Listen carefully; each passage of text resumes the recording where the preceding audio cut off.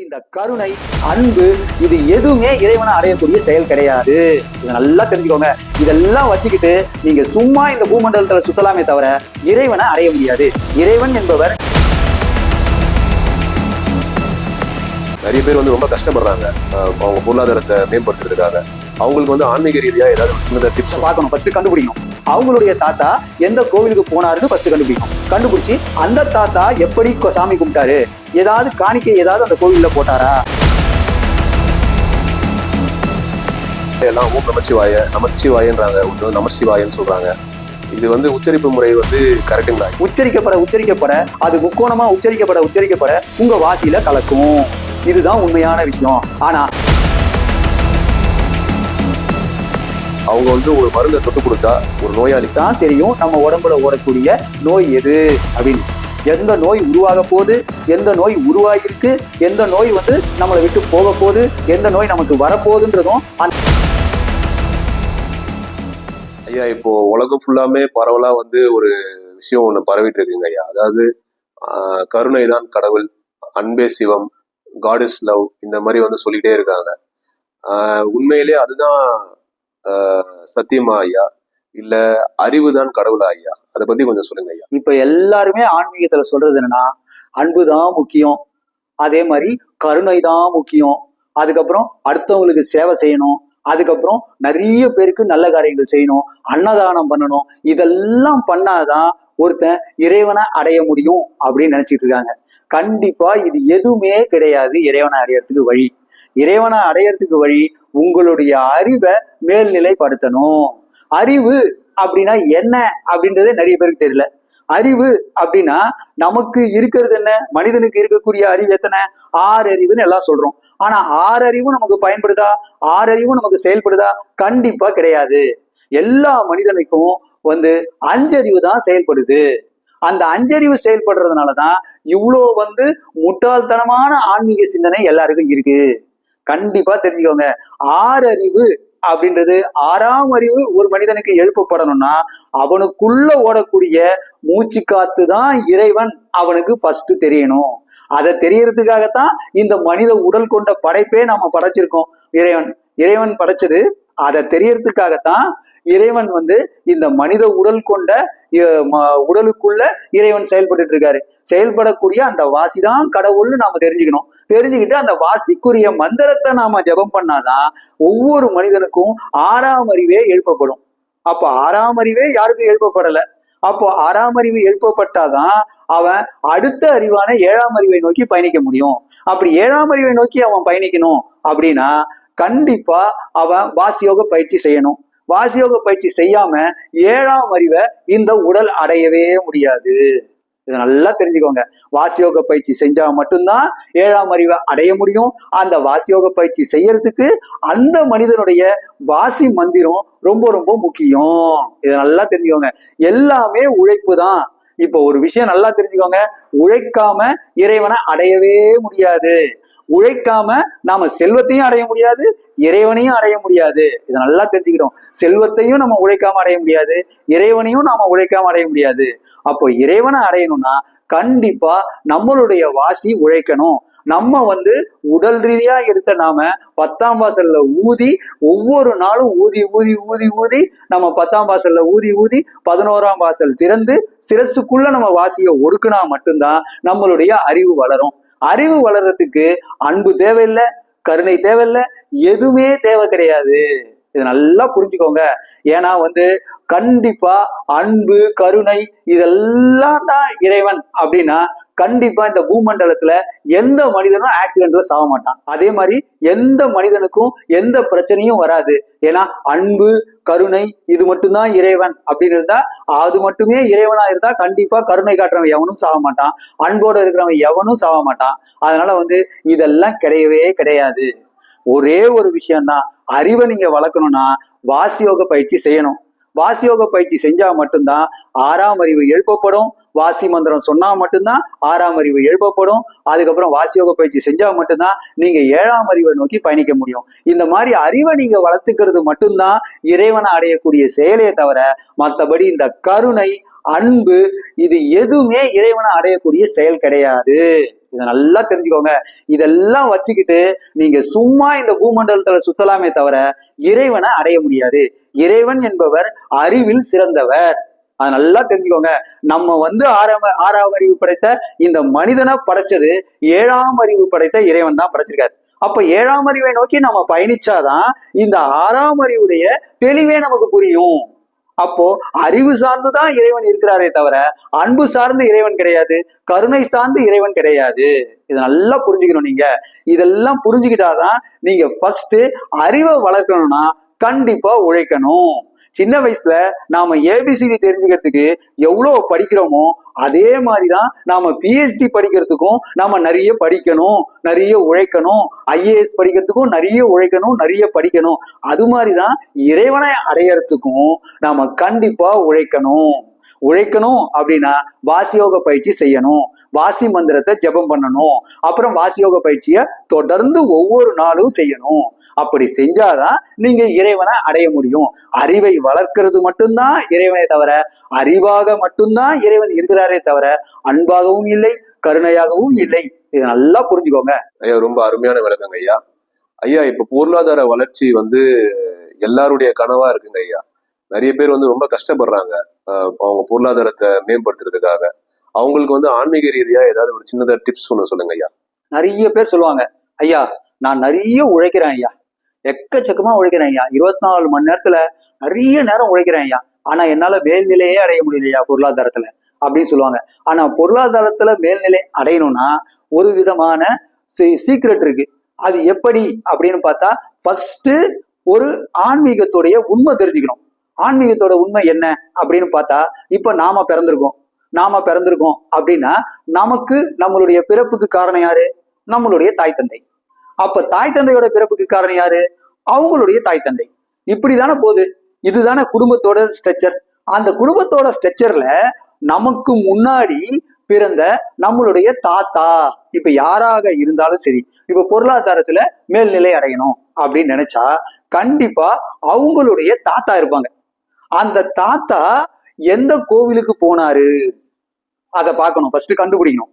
அவங்களுடைய தாத்தா எந்த கோவிலுக்கு போனாருன்னு ஃபர்ஸ்ட் கண்டுபிடிக்கணும். கண்டுபிடிச்சு அந்த தாத்தா எப்படி சாமி கும்பிட்டாரு, ஏதாவது காணிக்கை ஏதாவது அந்த கோவில்ல போட்டாரா அப்படின்னு கண்டுபிடிக்கணும். கண்டுபிடிச்சு அந்த கோவிலுக்கு இந்த பேரன் போகும்போது அவனுக்கு பொருளாதாரத்துல நிறைய வளம் வரும். இது கண்டிப்பா நடக்கும். இது வழி வழியா நம்ம குடும்பத்துக்கு வர வேண்டிய சொத்து. அந்த சொத்தை அந்த தெய்வம் தான் வச்சிருக்கும். அந்த கோவிலுக்கு போன உடனே அந்த கோவில்ல இருக்கக்கூடிய அந்த தெய்வத்துக்கு தெரியும், உங்க தாத்தா இங்க வந்தாரப்பா, நிறைய செல்வத்தை இந்த உண்டியல்ல போட்டாரப்பா, அந்த செல்வத்தை எல்லாம் நீயும் எடுத்துட்டு போப்பா அப்படின்னு சொல்றதுக்காகத்தான் ஒவ்வொரு இடத்துலயும் சித்தர் மகன்கள் கோவில்களை கட்டி வச்சாங்க. அந்த கோவில்கள்ல போடப்படுற டெபாசிட் எல்லாமே நம்மளுடைய பேரன்களுக்கு வரும், கண்டிப்பா வரும். இது எல்லா மனிதர்களுக்கும் வரும். இதை கண்டுபிடிச்சா மட்டும்தான் ஒவ்வொரு மனிதனும் பொருளாதாரத்துல மேல்நிலை அடைய முடியும்.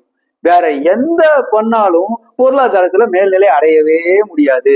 தன்னுடைய குடும்பம் தெரியணும், தன்னுடைய தாத்தா எப்படி செயல்பட்டாருன்னு தெரியணும், தன்னுடைய தாத்தா எந்த கோவில்களுக்கு தானம் பண்ணாருன்னு தெரியணும். இப்போ ஒரு சிலருக்கு தாத்தாவும் உயிரோட இருப்பாங்க, அப்புறம் பேரனும் உயிரோட இருப்பாங்க. இந்த மாதிரி சிச்சுவேஷன் இருக்கும். அப்போ அந்த தாத்தாவுடைய அப்பா இருக்காரு பாருங்க, அப்ப தாத்தாவுடைய அப்பா எந்த கோவில்ல இருந்தாரு, எந்த கோவில்களுக்கு செஞ்சாரு, யாருக்கு நல்லது செஞ்சாரு அப்படின்னு அவங்க கண்டுபிடிக்கணும். கண்டுபிடிக்கும் போதுதான் அந்த கோவில்களுக்கு போகும்போதும் அவங்களுடைய செயல்களை இந்த பேரண்ட்ஸ் செய்யும் போதும் கண்டிப்பா பொருளாதாரத்துல மேல்நிலை அடைய முடியும். இதை நல்லா தெரிஞ்சுக்கோங்க. இதை புரிஞ்சுக்கிட்டா மட்டும்தான் பொருளாதாரத்துல மேல்நிலை அடைய முடியும். இதை புரிஞ்சுக்கிறதுக்கு நம்ம குடும்பத்து சம்பந்தப்பட்ட, நம்மளுடைய பரம்பரை சம்பந்தப்பட்ட, நம்ம டிஎன்ஏ சம்பந்தப்பட்ட அந்த விஷயத்த நீங்க பின்னோக்கி நகர்த்தி பார்க்கணும். அப்படி பின்னோக்கி நகர்த்தி பார்க்கும் போதுதான் உங்களுடைய பொருளாதாரத்துல நீங்க மேல்நிலை அடைய முடியும். பின்னோக்கி நகர்த்தி பார்த்து தன்னுடைய தாத்தா என்னென்ன வேலை செஞ்சாரு, எப்படி எப்படி செஞ்சாரு அப்படின்னு தெரிஞ்சுக்கிட்டு அதை நீங்க செய்யும் போதுதான் நீங்க பொருளாதாரத்துல மேல்நிலை அடைய முடியும். மற்றபடி நீங்க எதை செஞ்சாலும் பொருளாதாரத்துல மேல்நிலை அடையவே முடியாது. ஒரு உயிர் பிறக்குதுன்னா அந்த உயிருக்கு ஆரம்ப டிஎன்ஏன்னு ஒண்ணு இருக்கும். அந்த ஆரம்ப டிஎன்ஏ நோக்கி தான் அந்த உயிர் பிறக்கப்படும். அது மாதிரிதான் எல்லாமே நடக்கும். இதை நல்லா தெரிஞ்சுக்கோங்க. உங்க குடும்பத்தை பத்தி தெரிஞ்சுக்கோங்க, அந்த குடும்பத்துடைய மூதாதையர்கள் பத்தி தெரிஞ்சுக்கோங்க, அவங்கவுங்க வாழ்ந்த வாழ்க்கையை பத்தி புரிஞ்சுக்கோங்க, அவங்கவுங்க இஷ்ட தெய்வத்துக்கு எதுக்கு போயிருக்காங்கன்னு தெரிஞ்சுக்கோங்க. அந்த இஷ்ட தெய்வத்தை நீங்க போய் பார்க்கும்போதுதான் உங்களுடைய பொருளாதார நிலை மேல்நிலை அடையும். ஐயா ரொம்ப அருமையான விளக்கங்க ஐயா. ஐயா இப்போ வந்து சிவன் மந்திரம் அப்படின்னு சொன்னாலே எல்லாம் ஓம் நமச்சிவாய நமச்சிவாயன்றாங்க, ஒருத்தர் நமசிவாயன்னு சொல்றாங்க. இது வந்து உச்சரிப்பு முறை வந்து கரெக்டுங்களா ஐயா, இல்ல அதுக்கு வேற ஏதாவது விதம் இருக்குங்களா? அது கூடவே வந்து பாத்தீங்கன்னா நம்ம சேனல்ல வந்து வாசி மந்திரம் தான் எல்லாத்துக்கும் மூலமான மந்திரம் நம்ம சொல்லிட்டு இருக்கோங்க ஐயா. இப்போ இந்த சிவன் மூல மந்திரத்துக்கும் வாசி மந்திரத்துக்கும் உள்ள வித்தியாசம் என்னங்க ஐயா? எல்லாரும் இப்போ ஏதாவது ஒரு ஆன்மீகவாதியை போய் கேட்டீங்கன்னா உடனே அவர் பேசுவாரு. பேச ஆரம்பிக்கிறதுக்கு முன்னாடியே நமச்சிவாய அப்படின்னு சொல்லி பேச ஆரம்பிப்பாரு. அதுக்கப்புறம் பேசி முடிச்சதுக்கு அப்புறம் நம சிவாய அப்படின்னு முடிப்பாரு. இது எல்லாமே நமசிவாய நமசிவாயன்னு சொல்றது சிவனுடைய பேர் தான். ஆனா சிவன்னா யாரு அப்படின்றது அவங்களுக்கு தெரிய மாட்டேங்குது. சிவன் அப்படின்னா கண்டிப்பா காற்று. இதை நல்லா தெரிஞ்சுக்கணும். காற்றும் நெருப்பும் சேர்ந்ததுதான் சிவன். அப்போ சி வா அப்படின்னா சீனா நெருப்பு, வானா காற்று. அப்போ காற்று தான் கடைசியில வருது. சீனா நெருப்பு, நெருப்புக்கு அப்புறம் வரக்கூடிய காற்று. அப்போ காற்று தான் முழுமையடையுது. அப்போ காற்று முழுமையடையும் போது காற்றை தான் நாம வணங்கணும். அப்ப காற்று தான் சிவம் அப்படின்றத சொல்றதுக்காகத்தான் இந்த நமசிவாயம். நமசிவாய அப்படின்றது வந்து காற்று தான் சிவம் அப்படின்னு தெளிவா புரிய வைக்குது. இதை நிறைய பேர் புரிஞ்சுக்கிறதும் கிடையாது. எல்லாரும் சிவா சிவா சொல்றாங்க, நமச்சிவாய சொல்றாங்க. இது எல்லாமே எப்படி இந்த மந்திரத்தை உச்சரிக்கணும் அப்படியும் அதுவும் நிறைய பேருக்கு தெரிய மாட்டேது. ஒவ்வொரு மனிதனுக்கும் எந்திரம் அப்படின்னா என்னன்னு தெரியல.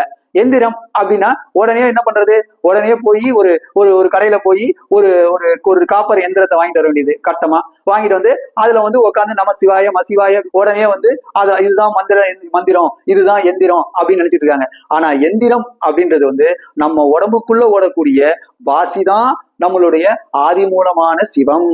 அப்போ அந்த வாசி எப்படி நம்ம உடம்புக்குள்ள ஓடுது, எந்த வடிவத்துக்கு அந்த வாசி கட்டுப்படுதுன்னு பார்க்கணும்.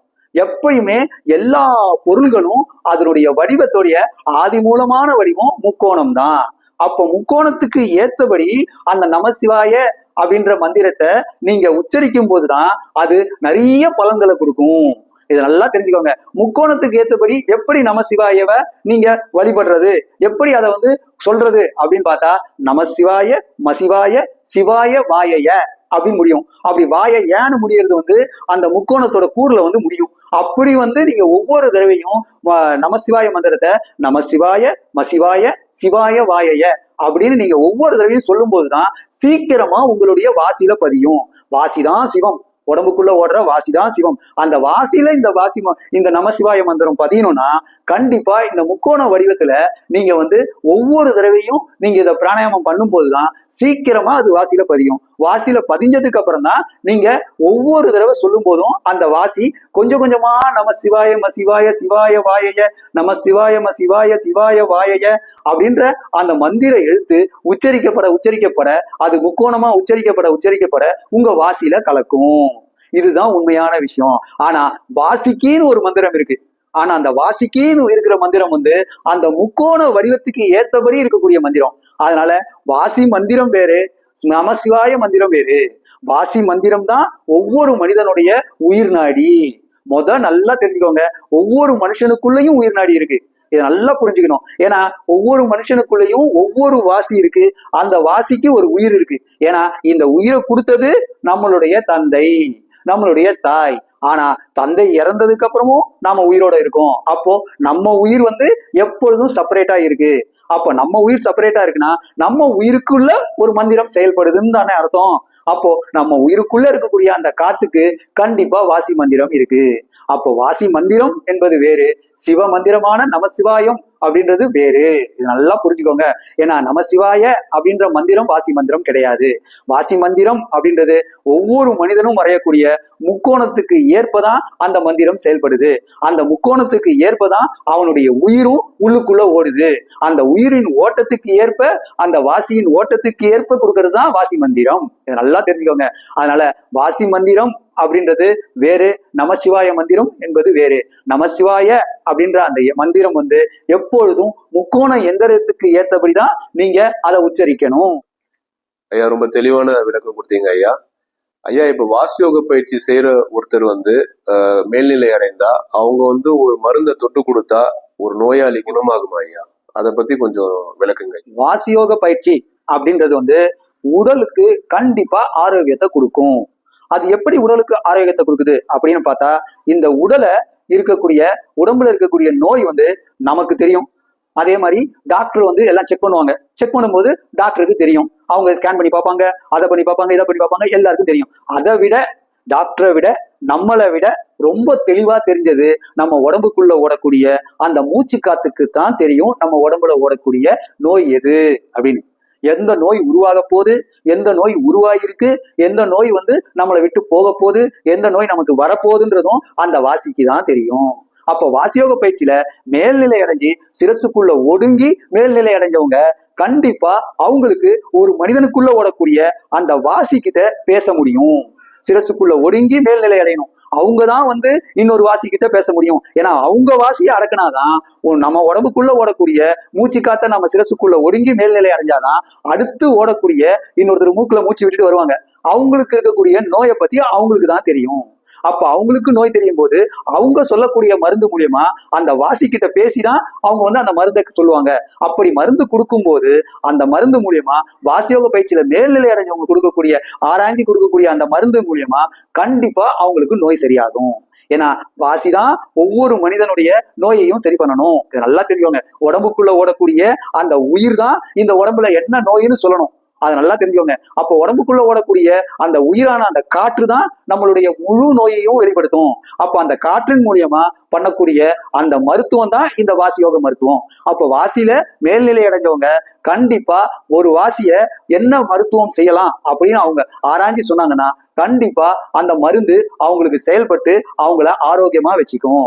வாசியோக பயிற்சி செஞ்சாலே அவங்க ஆரோக்கியமா இருக்கலாம். அதுக்கப்புறம் அவங்க வாசி மந்திரத்தை ஜபம் பண்ணாலும் அவங்க கண்டிப்பா ஆரோக்கியமா இருக்கலாம். அவங்கள இருக்கக்கூடிய நோய் கொஞ்சம் கொஞ்சமா வாசி மந்திரத்தை ஜபம் பண்ணாலே கொஞ்சம் கொஞ்சமா விலகும். அதே மாதிரி வாசியோகத்துல மேல்நிலை அடைஞ்சவங்க சிரசுல ஒடுங்கினவங்க அவங்க கொடுக்குற மருந்தும் கண்டிப்பா அவங்களுக்கு நல்லபடியா உடலுக்கு ஆரோக்கியத்தை தரும்.